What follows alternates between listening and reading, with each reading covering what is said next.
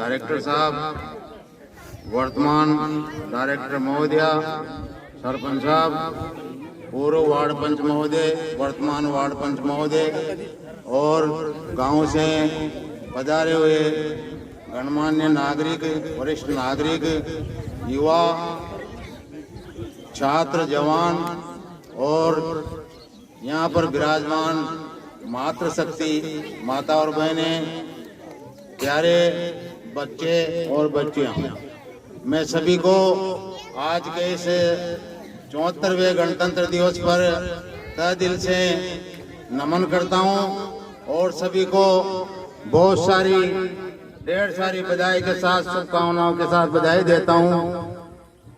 आज तक हमारे देश में बहुत से गांवों में और बहुत सी बस्तियों में ये भी जानकारी नहीं है कि हम 26 जनवरी क्यों मनाते हैं या 15 अगस्त क्यों मनाते हैं।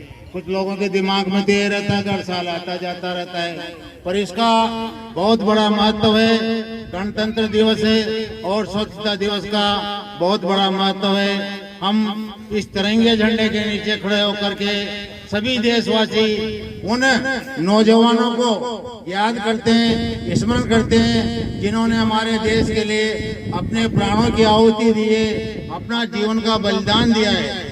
26 जनवरी को गणतंत्र दिवस इसलिए मनाया जाता है क्योंकि हमारे देश में 1917 से अंग्रेजी या अंग्रेजों का शासन था, ब्रिटिश सरकार का साम्राज्य था। हमारे देशवासी पीड़ित थे, गरीब जनता थी, अशिक्षा थी, सबसे बड़ी देन अशिक्षा थी। जब हमारे महान गांधी जी, जवाहरलाल नेहरू जी, सुभाष चंद्र बोस, लाला लाजपत राय, ये महान भक्तों ने आंदोलन किया और सन 1885 में गरम दल और नरम दल, दो दलों का निर्माण हुआ, जिसके मुख्य नायक महात्मा गांधी जी और पंडित जवाहरलाल नेहरू रहे और गरम दल के सुभाष चंद्र बोस, चंद्रशेखर आजाद और जितनी भी नियुक्त पीढ़ी थी उस जमाने की, वह सभी इस दल की रही है। जब इन्होंने 4 फरवरी 1922 को हमारे देश में आंदोलन चलाया, अंग्रेजों यहाँ से भारत छोड़ो और यहाँ हमारा भारत देश को आजाद करो। 26 जनवरी सन 1928 अंग्रेजों की हुकूमत थी। अंग्रेजों की हुकूमत ने हमारे देशवासियों को खदेड़ दिया और सभी को मारने, प्रताड़ने, सभी तरह की धमकियां देने, जेल में डालने का इस तरह का प्रयास किया। तो गांधी जी ने सोच समझ करके वह आजादी का प्रस्ताव जो स्वीकार किया था, 26 जनवरी 1930 को इन्होंने वो प्रस्ताव अंग्रेजी हुकूमत से वापस ले लिया, जिसमें अंग्रेजों ने इनको ये समझाया कि अभी पूरा भारत देश या भारत देश की जनता तैयार नहीं है आजादी के लिए, जबकि आजादी के लिए सभी तैयार थे, पर शासक अंग्रेज थे।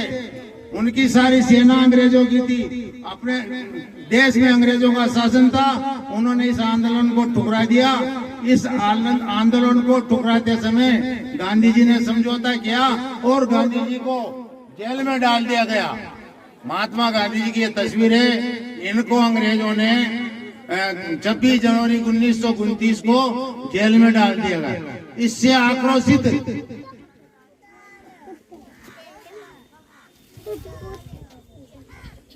चंद्रशेखर आजाद इस आंदोलन से जो समझौता वापस लिया गांधी जी ने, इससे चंद्रशेखर आजाद नायक बने और उस नायक के सेनापति बने। ये नौजवान थे उस जमाने में।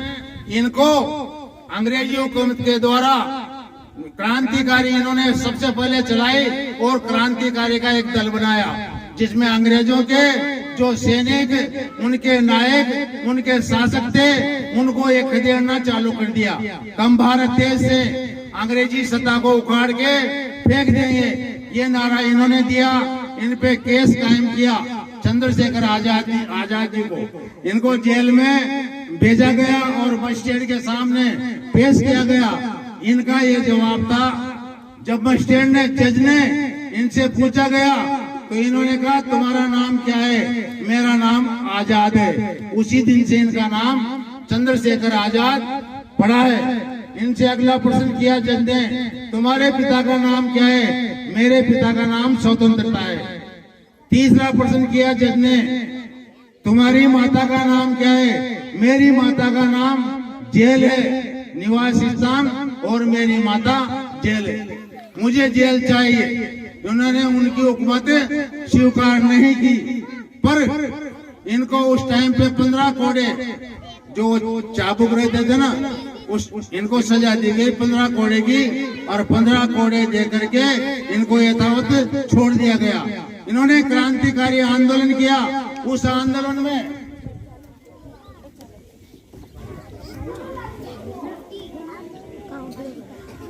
आंदोलन में इनका साथ भगत सिंह जी, भगत सिंह, सुखदेव और राजगुरु। सुखदेव इनका पड़ोसी था भगत सिंह जी का।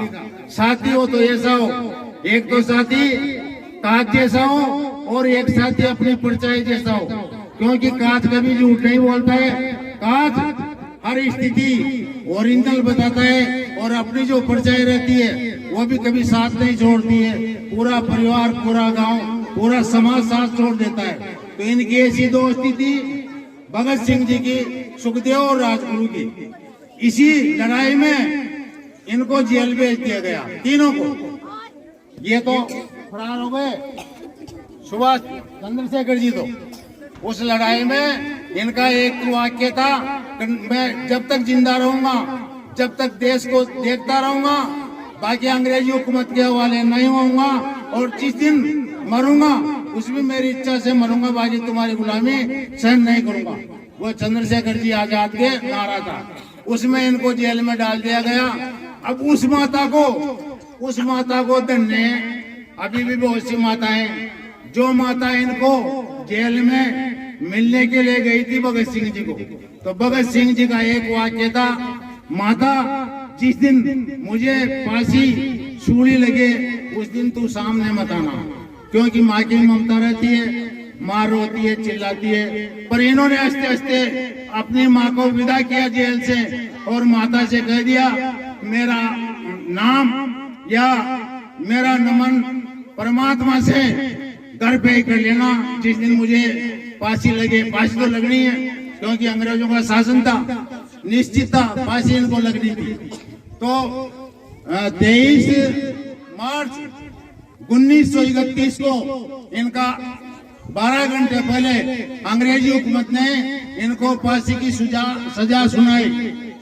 फांसी की सजा सुनाते पहले जो इनके मिलने वाले जेल में थे, इनको आंख बंद करके तीनों को फांसी की सूली पर ले जाया गया। शेष जो साथी थे उनसे हंसते हंसते मिलते हुए, हाथी समान गरजते हुए जेल से बाहर निकले, और फांसी के फंदे को इन्होंने प्रेम से चूमा। हमारा जीवन तो बलिदान हो जाएगा, पर हमारा देश आजाद होना चाहिए, हमारा देश स्वतंत्र होना चाहिए, हमारे देशवासियों को आजादी मिलनी चाहिए। तो इनको जो फांसी दी गई थी वो 23 मार्च 1931 को दी गई थी। उसी दिन से हमारे देश में शहीद दिवस मनाया जाता है हर साल। उसी दिन से हमारे देश में शहीद दिवस। तो ये 3 दोस्त थे, तीनों दोस्तों की माताओं को बारंबार नमन है। उस माता को धन्यवाद है जिसने इनकी फांसी को सहन किया। उन ग्रामवासियों को, उस बस्ती को, उस परिवार को धन्यवाद है जिन्होंने हंसते हंसते इनकी फांसी को देखा है। इन्होंने फांसी के फंदे को हंसते से तूमा और इनको फांसी पर चढ़ा दिया गया। भगत सिंह आजाद की, भगत सिंह आजाद की, भगत सिंह आजाद की। मनाते थे, चाहे अंग्रेजों की हुकूमत थी, अंग्रेजों का शासन था, फिर भी पंडित जवाहरलाल नेहरू की अध्यक्षता में हमारे देश में वही तिरंगा झंडा लाहौर में 1947 को हमारा देश आजाद हुआ। उस दिन स्वतंत्रता दिवस तो 15 अगस्त को मनाया जाता है, और उसके ठीक 3 साल, 2 साल, 11 महीने और 18 महीने में जो हमारे देश का वो अंग्रेजी हुकूमत का नियम कानून था, उसको चेंज कर करके डॉक्टर भीमराव अम्बेडकर जी डॉक्टर भीमराव अम्बेडकर जी ने हमारा संविधान लिखा 2 साल आजादी के, ठीक आजादी के 2 साल बाद, 2 साल तक 2 साल 11 महीने 18 दिन में हमारा संविधान तैयार हुआ। हमारी जो धाराएं हैं, नियम है, हम जिस ढंग से जी रहे हैं, हम आजाद हैं। तो जितनी धाराएं वो 511 धाराएं हैं, उन धाराओं के तहत आदमी भारत देश का जो भी अपराध करता है उसको वही सजा मिलती है। उन धाराओं से, संविधान की उन कानूनों से आज हमारा देश का हर नागरिक स्वतंत्र है और खुशी से है और ना कोई ज्यादा अपराध कर सकता है, क्योंकि उनकी समस्त धाराओं के साथ उनको दंड मिलता है।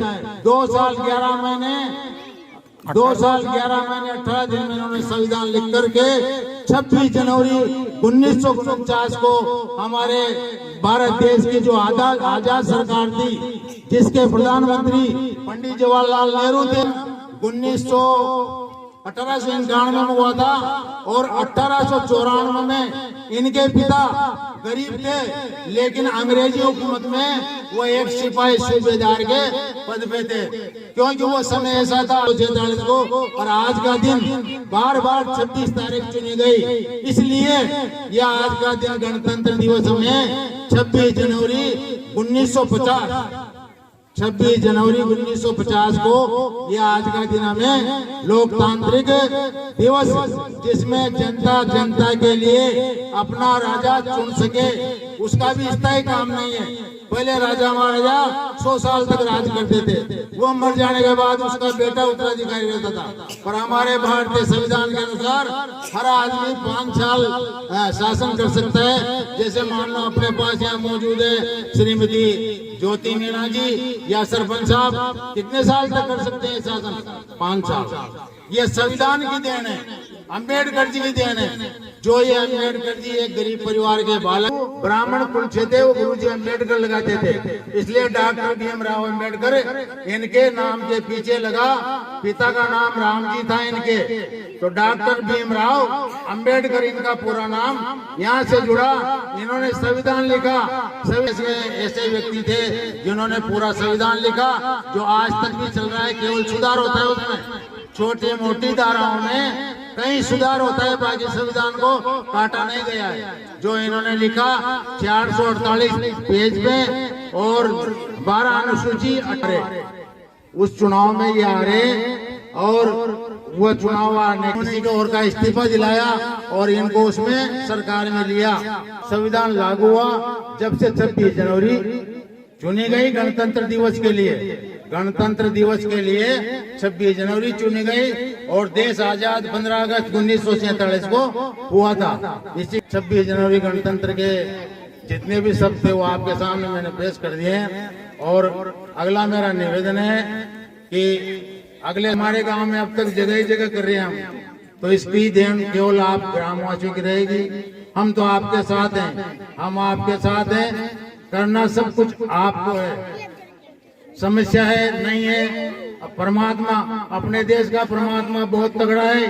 वो इतना तगड़ा है, जब राम जन्मभूमि का फैसला कर सकता है, करवा सकता है, तो इस जमीन का भी फैसला करवा सकता है। किसी के हृदय में बैठ जाए, क्योंकि अपने भारत देश का जो हिस्सा ना, जो वहाँ राम जन्मभूमि के लिए जो विपक्षी वकील था, उसके पेज में बैठ गया, उसने भी किया जज के पास, तो नहीं, ये राम जन्मभूमि इसी जगह पे सरयू नदी के इतने फुट दूर और इतनी जगह है। फैसला मान्य हुआ, उसका भी फैसला हुआ है, वो भी विवाद में गई थी, जबकि नहीं जाना चाहिए पर गई है। और यहाँ की भी हो सकती है विवादित नहीं हो, तो इसका फैसला तो सर्वसम्मति से अपन वार्षिक उत्सव में, अगर आप सब लोगों की इच्छा रही तो अपन झंडा रोपेंगे स्कूल की भवन के लिए, स्कूल की जगह के लिए। पहले विचार आज था और आज कुछ लोग यहाँ पर उपस्थित नहीं है और सब जगह छपी है। और अधिकारी जिसको बढ़िया है, पर वो सकता है शाम को मौत हो जाए, तो सुबह मिट्टी है, सुबह क्या है, मिट्टी। तो मनुष्य को जीवित रहते हुए एक काम परोपकार का कर लेना चाहिए।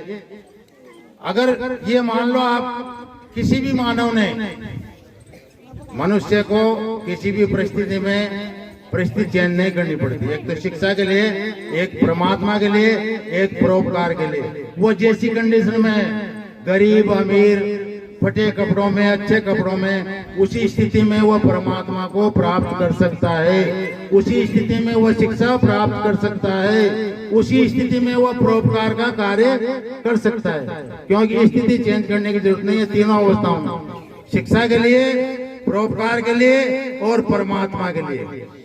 ये सब मन बुद्धि ज्ञान ज्ञानेंद्रिय सबके त्याग करने से प्राप्त हो जाती है ऑटोमेटिक। केवल उद्देश्य होना चाहिए मानव का, तो मेरा उद्देश्य इस जगह पे। तो ये अपना मानव शरीर है, ये धूल रचित है, धूल काया। ये शरीर अपना किसका है? 5 तत्वों का, मिट्टी का बना हुआ है। ये धूल रचित है, धूल काया।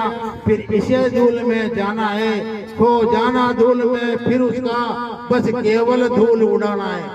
अपना हिंदू धर्म में या कोई कभी 3 दिन का राजा बार बार पढ़ना है, कोई काम कर जाएगा, उसके कर्मों से उसका स्थान मिलता है, कर्मों से उसको जगह मिलती है, कर्म ही उसके अजर अमर रहते हैं। जय हिंद, जय भारत।